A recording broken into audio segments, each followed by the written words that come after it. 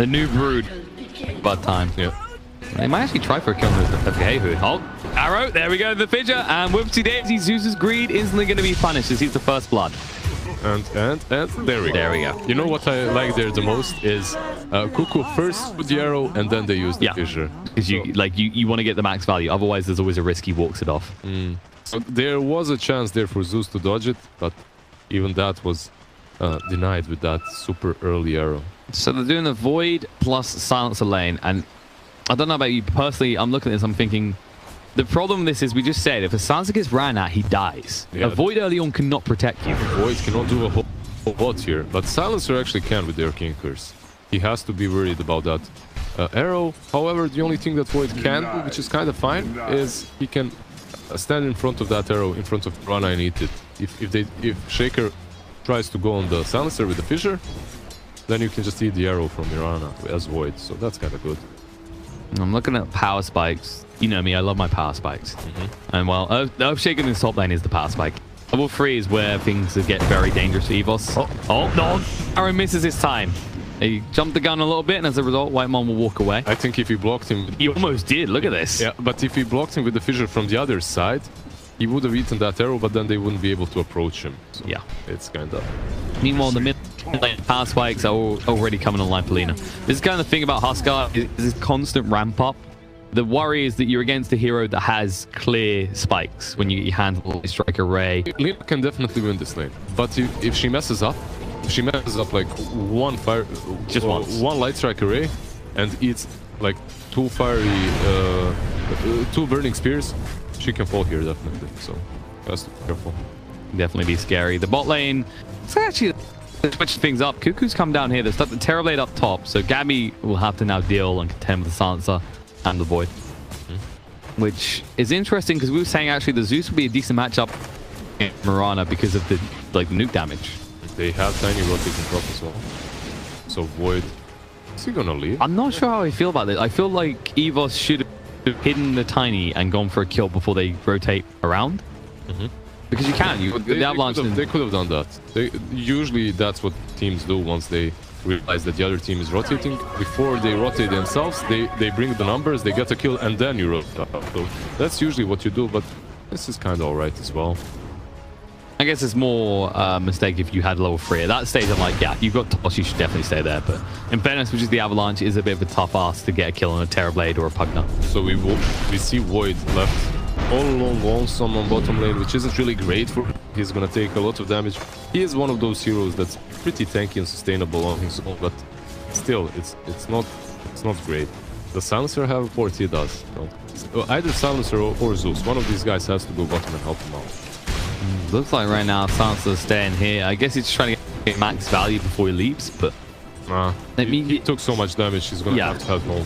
That's the problem now. So you're gonna do a walk of shame because Zeus is finally coming out. There's no kill opportunity here right now. Gabby has Morphs coming off cooldown. He's even holding a point just in case he needs a reflection. Yeah, so the thing is, Silencer is gonna walk back home, and after that he might rotate bottom, but this Void has been left alone for way too much time. And the thing about Mirana is, when you give her that Aquila, which they just did, to get it for free, she's just gonna hit so much harder, and it's gonna be much... It's such an easy lane for TNC right now. There doesn't seem to be pressure going anywhere. The only exception is the mid lane, but of course Armel can just sustain himself quite easily. You know, just ferry up a little bit of regen. You've obviously got the use of the inner vitality as well. It's very hard to kill a Huskar in this type of lane before 6. Yeah. It's very hard. It can happen if he gets greedy a bit. But it can happen. Once you get that Aquila and Armlet... Oh, arrow in the bot lane. I love taking a lot of damage. They can't do enough. Third is stunned from Enchanter. Might actually have it back to rights. He's used the Time Walk already. He's still on cooldown. He will fall. They get him. But they got him because Silencer isn't there. He hasn't been with this Void for 2 minutes now. I mean, you're a 298 movement speed hero wandering the whole bloody map here. And he just wastes all the time. This is not value getting the sentry out like that. He needs to be there aggressing hard. And this is the result because, like you said, that Aquila pickup completely changes the dynamic of this lane. I believe the thing is they wanted to leave the Silencer on top because they wanted to pressure the Terrorblade a bit harder, thinking Void can sustain himself, but that just didn't happen. Worrying occurrences as a result of that. The top lane, however, it's gone chill again. Gabby's still farming well. Of course, Tiny is a delay. will be a contester in the mid game, but the concern is that you're not slowing down the TB at all. TB is having fun. Huskar is having fun on mid as well.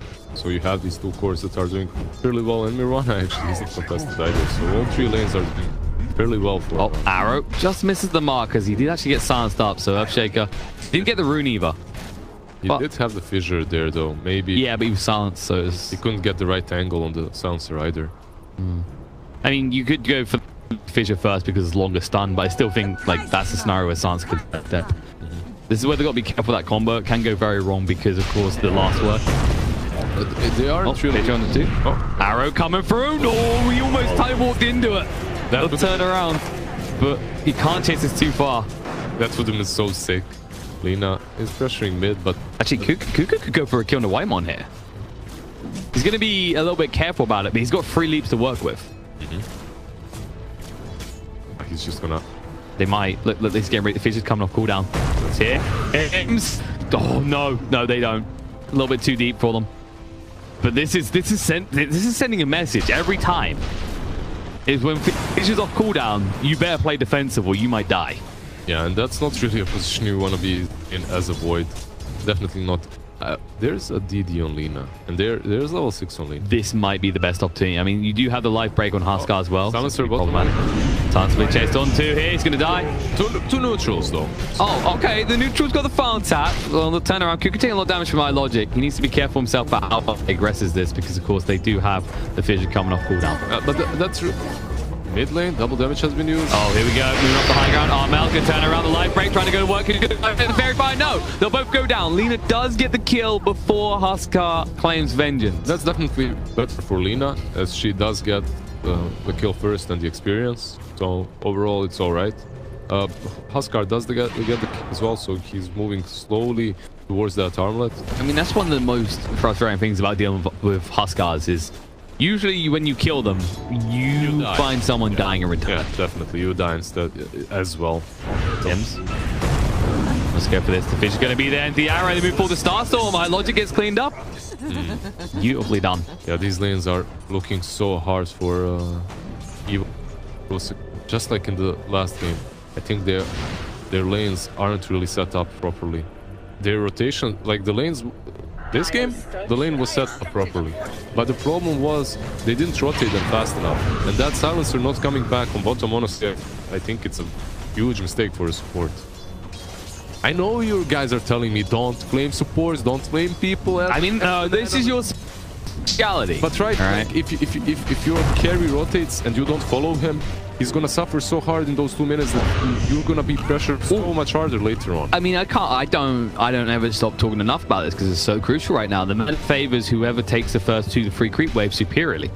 Is that it's very hard because then you're behind. You can reset a lane. That's not saying complete defeatist, but there's so much priority put on those first 3 creep waves for damn good reason. Because that level disparity is huge. You hear me talk about the power spikes and they're usually level 3. And if it takes you, like, especially for Sansa, just being behind in terms of level, Kuku, gonna move away. The Chrono's gonna come out though. Earthshaker's not here. Kuku, he's got a big one. He should be fine. He'll just leap away. He's got another one. There you go. It says thank you very much. Chrono on cooldown. Don't have to panic too much anymore. Yeah, he was forced to use ultra charge. He was indeed. So that's a small victory. But oh, did he catch him again? He did. No, he got. Oh no, he got the cards. Nice. He's dead. He's got the one that won't matter though. Nice, Whitemon, man. And he uses the smoke so the turret does not kill him. Pretty good play by Silencer. Now that I have flame. He's learned. He's instantly playing better. There we go. Meanwhile, in the mid lane, Tims is just taking Facehugger on a journey. Yeah, but he has to be careful. Yeah, Laguna. Oh, no, he's still alive, Tims! He's still in this. The life break across the fish. He's gonna die. The life striker rate gets him, but Armel cleans up one in return and does force a Vile to arrive in the mid lane for nothing. Lina was not watching what Huskar was doing. So, as he was chasing Shaker was actually just baiting her in a really good position. Huskar can rotate. And even if that Laguna landed and killed him instantly, because of that first initial stun, she still dies because it bought enough time for Huskar to rotate. You count on the lucky stars. He actually got the kill in first place. Okay. Top lane, the Qualifier coming out, and then blast as well. Vile moon across, which means Ninja Boogie needs to be careful. Avalanche is going to be there. They'll toss him on the spot, and they'll look to zap him down. The Fairy Fire keep him alive. There's the final zap coming out from Blake, who's still alive. Lock striker range. Connect him to Gabby. They need to get rid of the Never Ward. He doesn't have the Sunder level, they'll know this. As typically, we've said before, Terrorblades do not like to level that Sunder early on. Yeah, it just slows your farm down a bit, so because of that, they don't do it. Are we gonna see a rune? Well, no. Top lane should be uncontested. Bottom lane, it looks the same way, actually. Yeah, team's calming down a little bit. They just want to farm up. They're willing to tip the hat, say, let's call the laning phase a draw. Which, in fairness, it really is, despite these. We do have. Oh, mid. Whitemon's gone. Just Tuskar things. At the same time, Terrorblade used this form on the bottom lane, and they steer one call. And we see the Terrorblade and Pugna just taking this tower so easily, right? Yeah, I like this move as well. It's like it's identifying with the catapult wave. We haven't won the lanes, but we can now win the pushing game because you actually look at the lineup of EVOS. They are very pick-off oriented, not split push. Check me down, though. Oh yeah, iLogic. He's got the Chrono. This could be big. Armel jumping forward onto him. There we go. The Chrono goes out. The Moonlight Shadow will not protect him, but not doing enough damage quick enough. The Fundamentals Wrap doesn't even do anything but tickle him. Armel is going to be close. No! There's no he gets it, Biz. He'll still die the last word. He does pick up his armor now, which he would have liked to have had there, but that was too close of a comfort. The amount they invested and still almost not getting the kill on the Huskar. Yeah, the problem is he already has 3 levels in Berserker's Blood, and then you're chronoing him, and the only extra damage that you're getting is Zeus. So Zeus does absolutely nothing. Top lane, Mirana, I mean, the leaps out. Yeah, it's fine. The Fundamentals Wrap literally did no damage. He didn't even feel it at all, which is... Yeah. So far, Pugna just casually gonna lane versus this Void, who's gonna be forced out as there's an armored Huskar coming in. Needs to be careful. Yeah, he's just gonna continue farming. Like, I'm looking at it right now, going for the Morbid Mask. Like, this is... We do see Voids do this occasionally. I think it's good, really good versus Huskar. You absolutely need it here. Versus Huskar, you're gonna have that bonus damage that's necessary to take him down. So, that's a good thing. Yeah, you have to, because otherwise you're piling all the pressure on the Lina to kill the Huskar. And the problem with that is you're talking about a glass cannon hero, and we saw what happens when they get in a fight anyway. They both die. Yep. I mean, you need a buffer. You need a buffer between the Lina and the Huskar, if you're the Lina. So, like a Chrono, and then you can go ham, right? But if you're just fighting the Huskar, he's gonna win 9 out of 10 times. So, she needs like some crit or something. I wonder what she's gonna go for after. Definitely not right now to go for crit, but later on perhaps. Yeah, I don't want to see this Bloodstar. I think it's just too greedy. I think she needs to go for right click damage, like normal right click damage Lina build. That's fair. Meanwhile, Tim's long way to go for that Blink Dagger, of course. Starting to get a little bit aggressive, but this is a stage where you can really get these big team fights. Everything comes together. He's the reset factor against these Chronos that are going to start to appear more often.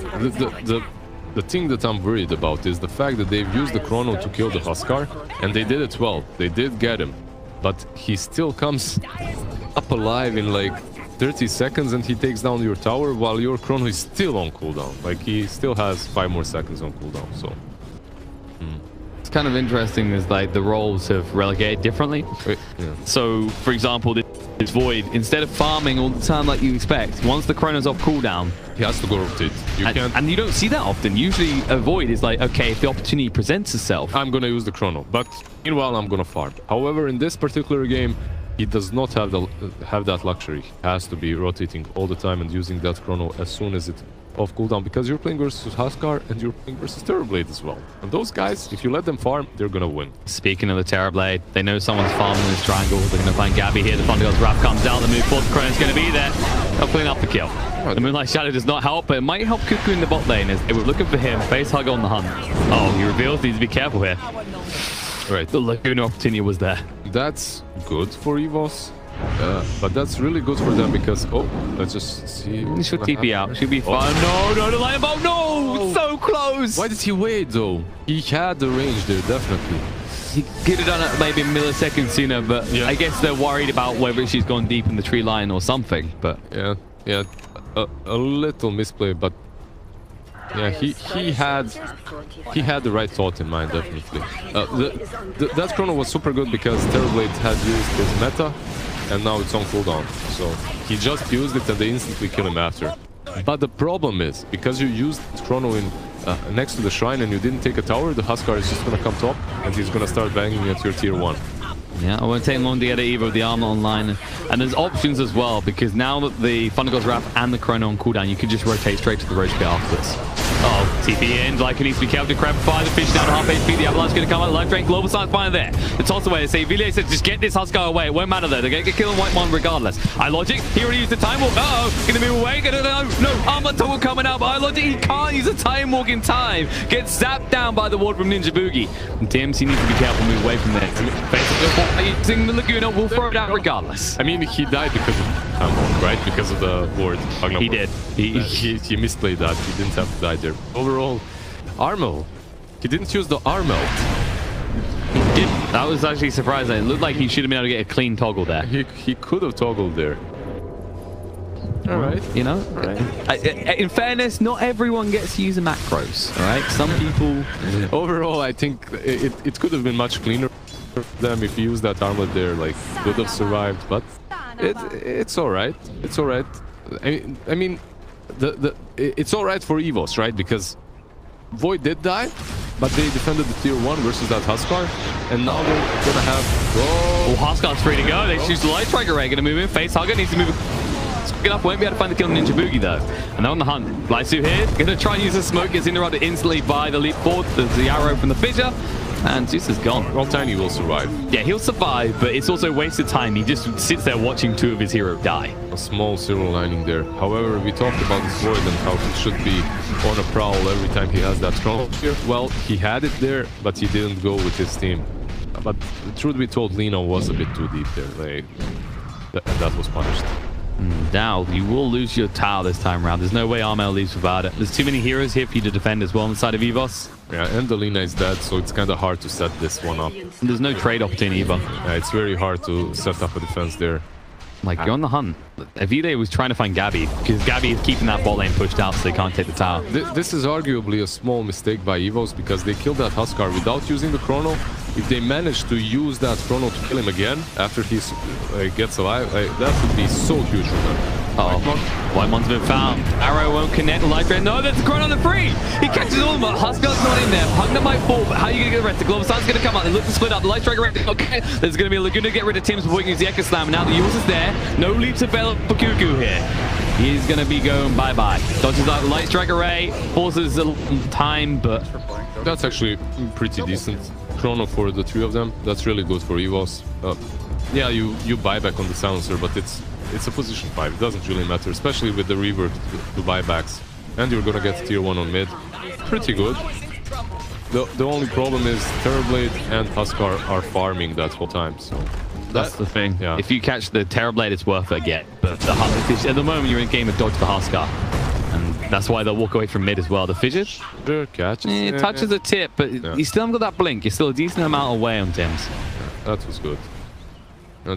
Yeah, they back out. They leave that tier 1, which is good. They don't let it fall. I think the difference between this game and the previous game is EVOS are showing a lot more temperament. They are a lot more disciplined than what we saw previous game. They definitely are. And I think their lanes might have went a bit better than these few fights have. Like with the Chronosphere, the rotations were on point.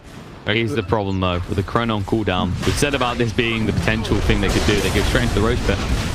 Onagos Wrath revealed, but... This is a bad place now for EVOS. Giving that Aegis away to the Huskar. A Huskar that got that double damage, by the way. That's why they took it so easily. So, giving it away creates this 5-minute time in which he can do whatever he wants to. And if he jumps at you and you don't use that chrono, he's just gonna take one hero at a time, right? So yeah. Dead in the draft, the EVOS, they kind of have to treat their big ults like insurance policy. And it was worth it for free kills to blow all your insurance. But that meant that the flub Rose just seemed too obvious and there was nothing you could really do about it. Like maybe pray for a steal, but like you said, that DD, like that made it impossible for them to ever try and sneak in with an avalanche toss comp. It's always a problem when you're playing heroes with huge cooldowns. So your game might seem a bit more disciplined, right? Because you have those huge ultimates to play around, and it's much easier for a team to converge around a big ultimate hero, right? So if you have a Void, it's much easier to play than if you have some random hero like Slark running around making pickoffs. But if you waste that one chrono, mid lane, EVOS, Shaper. Jump in, Echo on a 2! Faces Void gone Lino as well! Huge pickoffs, and I was about to highlight the fact that, well, Void, he did actually buy out part of the components, but I'd say this network, this building is substantial. 4K on top of the fact that the items are not coming out right now for EVOS. And actually, Silence is dead. You could just go them. Yeah, they lost the silencer as well. They have an option to go for bottom, but instead they... it seems they're gonna go for a tier 2 mid and settle with that, which is also a reasonable thing to do, definitely. Versus Zeus, it's kind of hard to... Oh, this is problematic. Avalanche to slow it down, but look how hard they aren't going to be bothered to go in here. They might just go top first. Tim's moving up there, getting the bounties, and then moving across to cut the creep wave. Well, it went back. Mirana is away, so you can opt to go for top, but it's a risk. I don't think they should do it as TNC. They should just fall back, finish their BKB. Actually, it should be fine. It should be gone. Yeah. But they have the BKB, they also have a Manta Red too. They also have a Blink for Tim. Sadly, the Courier was full, so he has to do the walk back. Yeah. Well, he has no echo. He used it. He used it very well, so... I think it's kind of like, if you look at it, actually, the fact that Courier is full at that is kind of representative in a lot of ways of the state. Of how rich they are, is that what you mean? Well, I guess it was like there was constant action. Yeah. Right? It was the mobility. There was never a moment to stop and pick these items up. And that was not the worst move EVOS could have made. They needed to try and deal with this and temper the kind of power behind TNC's push. Yeah, it backfired. It backfired. That Echo Slam was so good. And there we go. Overall, we have a smoke on smoke action here. Oh, yeah. EVOS, they've got the chrono available. iLogic looking the wrong way. Moving in. Tim's, there's the Fidget. It's going to reel with V-Leg. Going to go in. The Avalanche is going to be there. But Tiny, he's still got Life Drain committed as well. And they are bought. Yeah. They don't see any opportunity for a chrono here. They saw the Terrorblade. He was close enough. And so Void time walked in, tried to use the chrono, but then just decided not to because the rest of his team could not follow that. And they just lose their Tiny. Now they lose the tower. Now they'll lose the tower. They still have the big ults though, so TNC may be reluctant to go to the high ground, but with the BKB pickup, with the mana being there for the Terrorblade, that this may not stop them. I think you wait 30 more seconds, as that's when the Aegis is going to be out, and after that you try to fight. That's the only thing you can do. Like, if you go with Chrono before that happens, you just lose the fight after the Aegis is gone. Especially seeing as Tim does have the level 2 Echo Slam at the ready. If anyone shows off this high ground, they're in trouble. In fact, speaking of the high ground, iLogic is just on the other side of the map in the dire jungle farming. He's getting that. He has the Shadow Blade, right? Yeah, he has the Armlet in the base, so he can port back. It's, to an extent, it's smart, and it's also a little bit lucky. You don't know whether your opponents have vision around the area of the map. You assume not because it hasn't been played, that no one's played around there. But imagine what would happen if you'd seen that Void back there. Because they could kill 2 of your teammates before you can TP back. Arrow hitting on the Sansa. Uh-oh, Avalanche hitting on the Huskar in return. The Aegis has been popped. There's going to be a Fidget hitting on the Lina. But they should just back away. Just trying to burn out the Aegis and get as much value as possible. Almost taking the tower. In fact, Never Blasts might finish it off. I think this might repel them even. I don't think they get a good pick off. Yeah, they're looking for arrow pokes, but they'll just do the Never Blast. Like, this is the power of Pugna. He doesn't have to commit to a push. I think Void read this well, because they're just going to commit to the tower and then go for shrines. Perhaps you can fight them on the other shrine, but they're so far behind. I wouldn't even try fighting this right now. Just defend high ground. It's difficult. They're in a very difficult position. If they let them take all these shrines, and they're gonna lose. And if they try to fight them, they're also gonna lose. They're gonna try though. Face Hugger, Shadow Bladed up. Cuckoo gonna leap away. He already sensed that something was not right, and I think they're on the clock. They are very clearly on the clock, because the thing that I just keep looking about the Terrorblade. He's going for the Skadi. He's just picked up on the Ultimate Orbs. If you do not make something impactful happen on the side of EVOS by the 30-minute mark, even with a Void, I don't know if you can actually bounce back. Ah, you can't. I mean, it's possible. Everything is possible. But yeah, it's based on big mistakes. That's why we love this game so much. But it's based on TNC just doing horrible mistakes, as you said. I mean, they haven't used this chrono for 5 minutes now, at least. And this is more to be like highlighted is TNC's perfect approach to the cores, the Huskar and the Terrorblade. Because usually you'd have a gap where it's like, okay, Huskar's calming down, Terrorblade still needs to go a little bit. But honestly, full credit coming up to Gabby, the farm on this guy. Oh, Echo in the bot, gonna find a kill. Lina, dead. That's actually an entrance kill that matters. And in fact, they might be able to force a buyback out of her immediately. Oh, they're definitely gonna force the buyback. They're instantly gonna scream for and go up them. Yep, Gabby ready to knock on the door. You have the Metamorphosis at the ready. They are setting up to defend. Cuckoo keeping the mid lane pushed in as well. They want to pressure both sides. Arrow, just the scout, won't connect on anyone. The slow push continues once more. They don't have to commit super hard here, actually. They never have to with this lineup. The illusions, along with the Pugno and the Neverblast. Yep. The problem with that is, though, they're not forcing Lina to buy back. Oh, jump in. Avalanche going to come. The fun goes wrap. The global silence gets used. Lina, she's going to buy back. The Aurelios Silence. The BKB coming around. Alpha clean up. No, the chrono goes down, but the BKB means you can't actually hit him with the magic damage. He's so damn packing the fissure. Tim, double stun moving forward. You need to get out. I logically use time mode to walk away. Armel, he's still alive on the side. Tim should fall here, but he saves his course. Avalanche isn't available. Toss is there. Armel. Oh, there's a Yule. They dodge out. They miss time. It's going to be fine. Force stuff away with the life break actually getting away from the light strike array. The buyback comes up the Earthshaker, but nothing is expended on the side of TNC other than that. Oh, that buyback on Shaker was kind of unnecessary. Yeah, it's a little bit gung-ho. Yeah, but with that, well, Roche can respawn in 30 seconds, but doesn't have to, so it's not really the best buyback, to be honest. If he dies here on the... Nah, he's fine. Should be fine. He's being a little bit ballsy. Yeah, overall, that whole uphill engagement on the high ground was very sloppy by EVOS, because Tiny went in to blow up a Pugna, and yeah, Pugna bought back as well, but like, you're blowing up position 5, and you're forcing your Lina to buy back. And your Silence is dead again. He bought back. That's problematic. In fact, they don't even try. They just let Cuckoo walk away. They're like, no, this is not happening right now. And that comes down to the big ults again. The moment they're on quarter, have you noticed how EVOS... I mean, in that case, they don't need to be that defensive. They can maybe make that move, but they can't risk it. They can't afford to at all. Not anymore. Maybe they could have up to this point, but now that Lina has no buyback, if she dies in any aggressive engagement, the game is pretty much over. So you have to be very careful about how you play from now on. The chrono is still 30 seconds on cooldown, and TNC definitely have that written down. So because of that, they're going up now. They will damage the arrow with a fissure. No, they do interrupt the life drain, but Ninja Boogie that's just a support. Lina's dead. The Echo coming out. The good control. They're going to get killed in Tiny as well. And they still don't have the chrono available. This is damning. How do you get them out of the base? Even with the chrono now, you don't have the follow-up damage. Man, Tim's such a fissure. I mean, the arrow follow-up was easy because Tim's that fissure just controlled Lina, and she has no buyback now. So you have 60 seconds without either Lina or Tiny. And how do you stop this? You don't. You just let it fall. I'm starting to think Tim's... Oh no, again the fissure, the arrow faces Void. He's dead. Now they'll chase. They're not done yet. They want the entire team. Blake is going to go down, but White Mom will stay alive. They are hanging by a thread here. Maybe they'll have one building left in their base, but this is melt mode time. It's not about his positioning even as Shaker. It's about the fact that he does everything so fast.